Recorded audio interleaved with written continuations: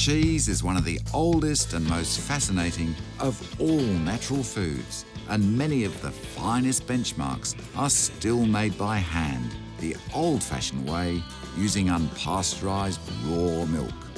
The reason for their enduring reputation is undoubtedly flavour. You only have to taste them to know they're really different to modern industrial cheese. However, traditional cheesemaking is under threat.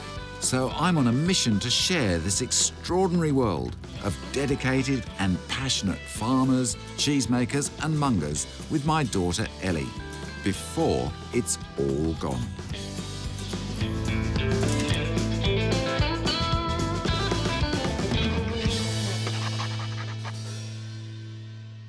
Spain has a rich heritage of traditional cheesemaking. And when it comes to names, none is better known than queso Manchego, which comes from here on the plains of La Mancha. It's been made here for hundreds of years, and the secret of its wonderful reputation starts with the milk of these sheep.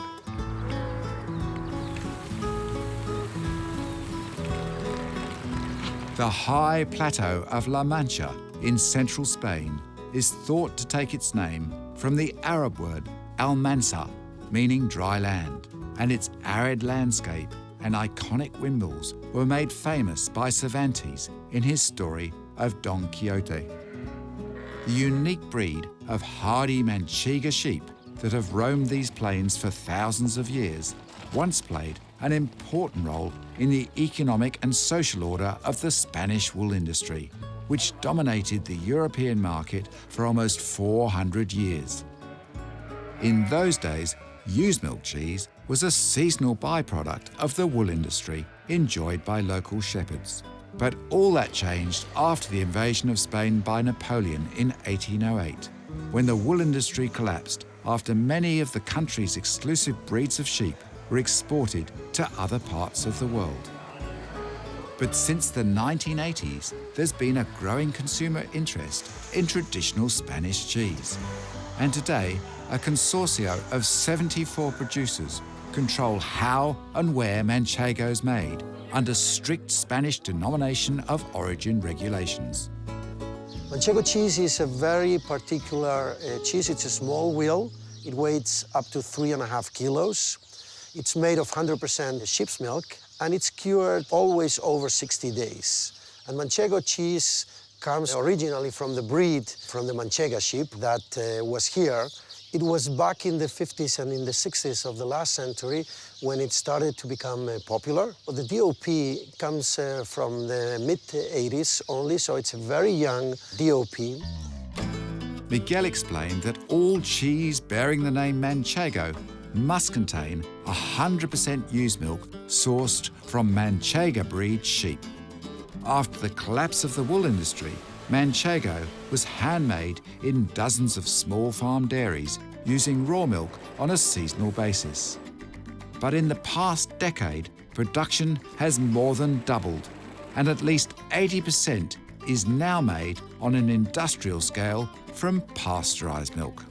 And even more surprising was Miguel's revelation that this extraordinary growth has been driven by exports.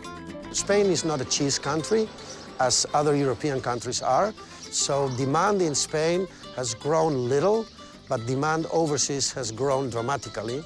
There are two countries which are the largest consumers of Manchego cheese, which are Germany and United States, especially United States. The demand there has grown very much in the last 10 years.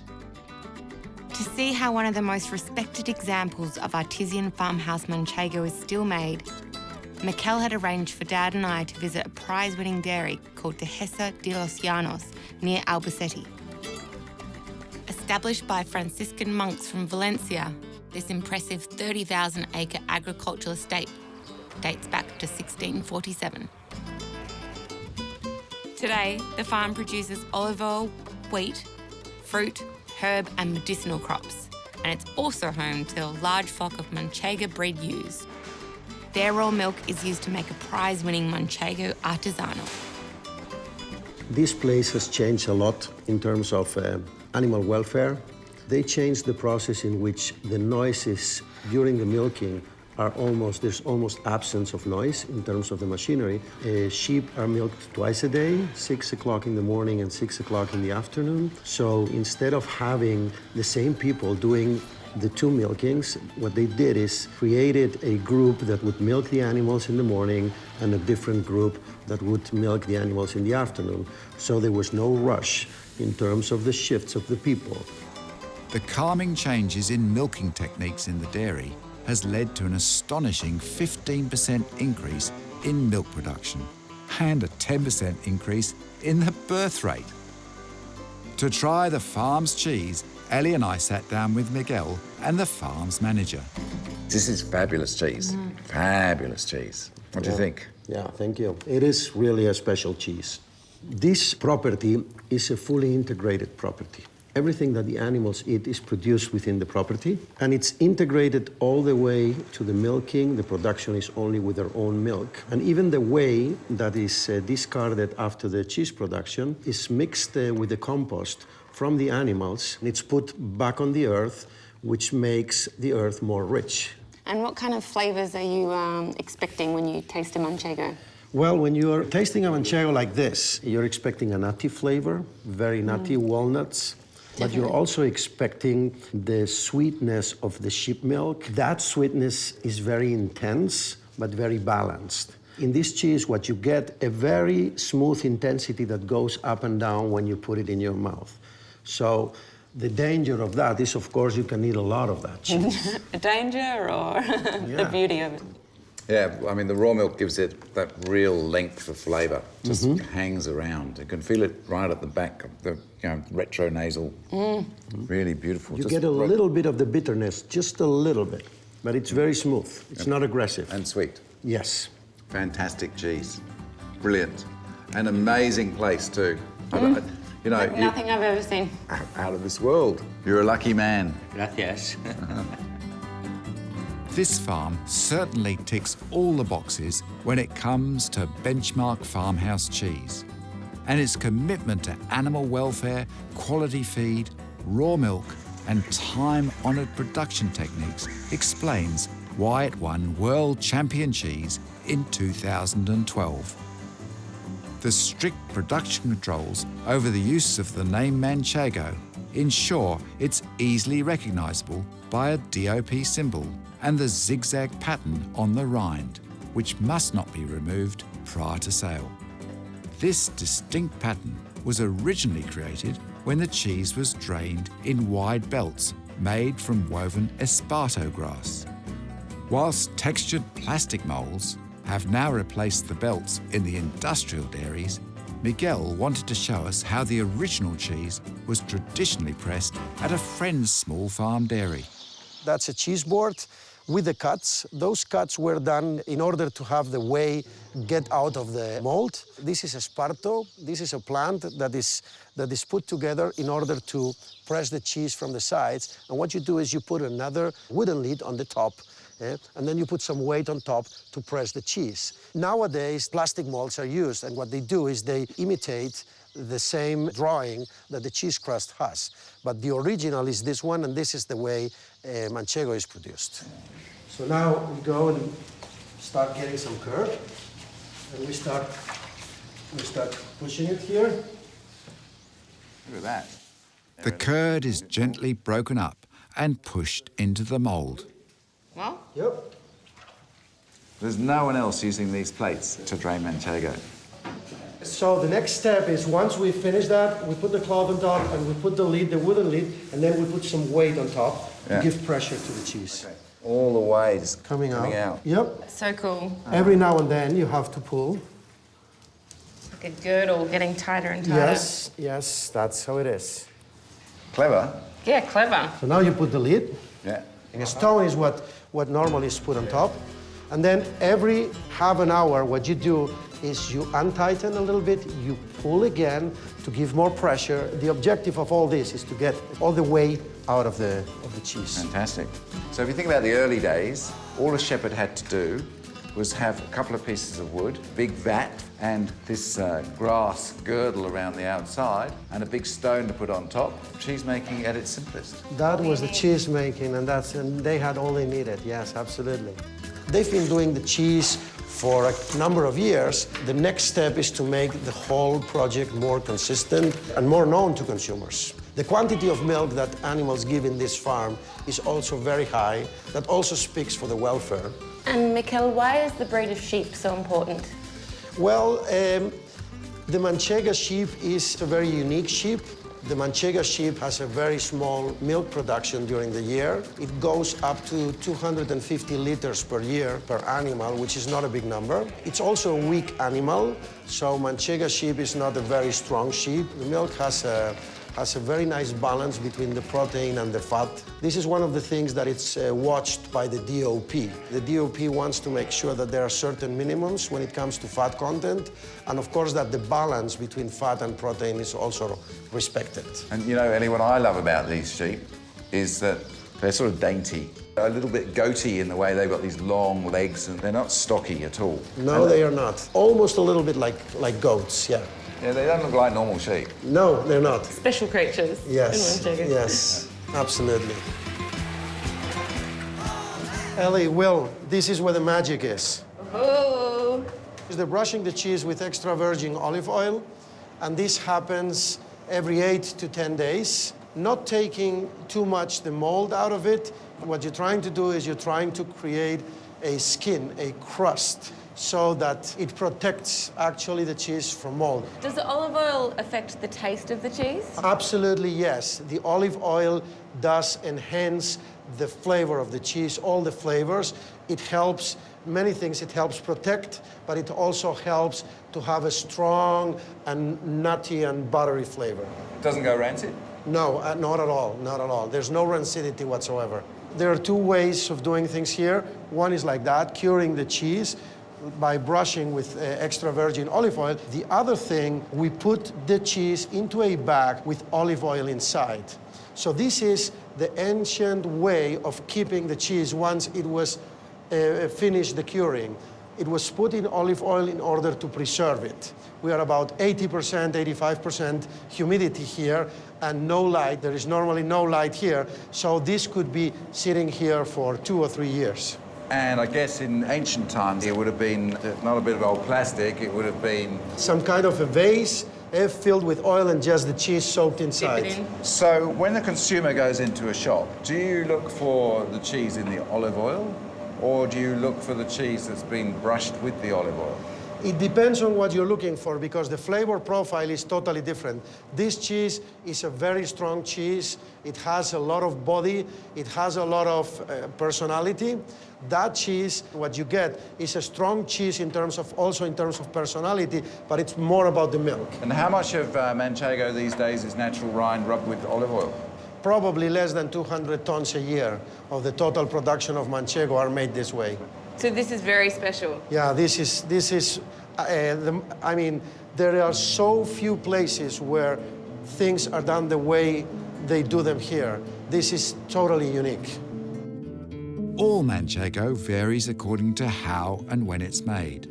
But in my experience, if you really want to appreciate the finest examples of this wonderful cheese, look out for those made from raw milk and labelled Manchego Artisano. It's hard to beat at any age. And it's largely thanks to a small group of dedicated farmers and producers like Miguel that you can still find this wonderful cheese. It's been fun to visit La Mancha and share the experience of how and where Manchego is made with Ellie.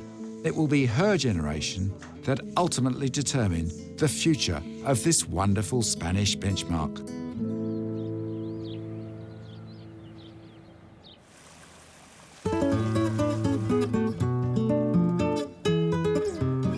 Whilst in Spain, I want to show Ellie one of Europe's oldest and most fascinating blue cheeses. Its name is Cabrales, and it's made using raw milk and claims to predate French Roquefort. We're driving into an absolutely stunning mountain range known as Pico de Europa in the province of Asturias in northwest Spain. Just 12 kilometres from the Atlantic coast, these mighty mountain peaks tower up to 2,500 metres and are home to the caves used to ripen Cabrales cheese. Cabrales is an ancient cheese, and it takes its name from a small, pretty village hidden away in the mountains. Production is small, and even today, it's only made on a seasonal basis using a combination of raw cows, goats, and ewe's milk, the blend depending entirely on what is available at the time. For thousands of years, Cabrales was traditionally wrapped in plane tree leaves once it was matured. But unfortunately, strict EU health regulations have now banned this practice. Instead, all cheese bearing the famous name must be numbered and sold wrapped in dark green aluminium foil, displaying the protection of designated origin symbol. Cabrales is one of those cheeses that's been made the same way since time immemorial. Nobody really knows when the cheese was first made, and the way it's still matured in caves, hidden away high up in the mountains like some secret treasure trove, is completely at odds with what's happened in the rest of the EU. So is it like similar to Roquefort or what? The principle's the same. It's matured in caves. Yeah. But no, you'll find that the taste is very different. When I first visited this region in 2004, there were more than 100 small producers of Cabrales. But on this visit, I've been told there are now less than 40 small farm and home dairies still making the cheese. This is cheese making at its best. First of all, Ellie, the milk has been heated to 27 degrees. Then ferments have been added and a little bit of Roquefort culture's gone in there. Then the curd's been cut using this very traditional cutting harp. Anna's family's been making cheese for 4 generations in the mountains. What I love about this is it's so careful, it's so clean. Delicate. And it's all cow's milk. So unlike her great-great-grandparents who would have used a little bit of goat and ewe's milk, this is just pure cow's milk. Most of the goats and sheep in this area have now been moved down to the villages because when they're up in the mountains, the wolves get them. Yeah. Can you believe that? Since I was last here, there's been a big change in the number of producers, which is what makes what Anna's doing so special. I mean, you come to this small house in the village, and there underground is this pristine dairy. Yeah. You really can't fault it. Everything's here, and this commitment to making cheese the old-fashioned way. So in one way, that hasn't changed. And the funny thing about Cabrales is that, you know, not all of it's made in big dairies. Anna's folk used to make it up in the mountains the same way. I think it's pretty amazing. Yeah. Like it's like nothing I've ever seen. Like I feel very blessed to be here and to see her. I love the boots. Yeah. Yeah, don't you think? So Anna, do women always make the cheese in your family? Normalmente sí. Yeah. Sí, sí. A no ser alguien que no tuviera mujer y tuviera que ponerse él a hacerlo, pero normalmente eran las mujeres las que hacían el queso, llevaban a la cueva y lo vendían normalmente en los mercados. Only single men make cheese. There you go, Ellie. Is that sexist enough for you? Yeah. Anna then begins to carefully fill each hoop with fresh curd. She places a wooden letter at the base of each hoop to leave a permanent indent on the cheese. This way, she can identify each one and ensure its authenticity. Anna then drains the curd in a traditional antique wooden bowl designed to retain the whey. When firm, the cheeses are placed onto wooden shelves. Cabrales is one of the only blue cheeses I know that isn't spiked with a series of holes to allow oxygen to penetrate the cheese and encourage mould growth along the tracks. Instead, the young cheeses are left at the dairy for a few weeks before being transported to damp cheese caves hidden away in the steep mountain slopes surrounding the village. Historically, the location of these special mountain caves was a secret known only to the cheesemakers and a few trusted helpers to ensure their precious blue treasure wasn't stolen whilst it matured. But nowadays, maturation is closely supervised in a communal cave system not far from the village. This place is absolutely incredible. Deep underground, the high humidity and low temperature range of between 8 and 12 degrees helps to facilitate the growth of a bluish-green mould.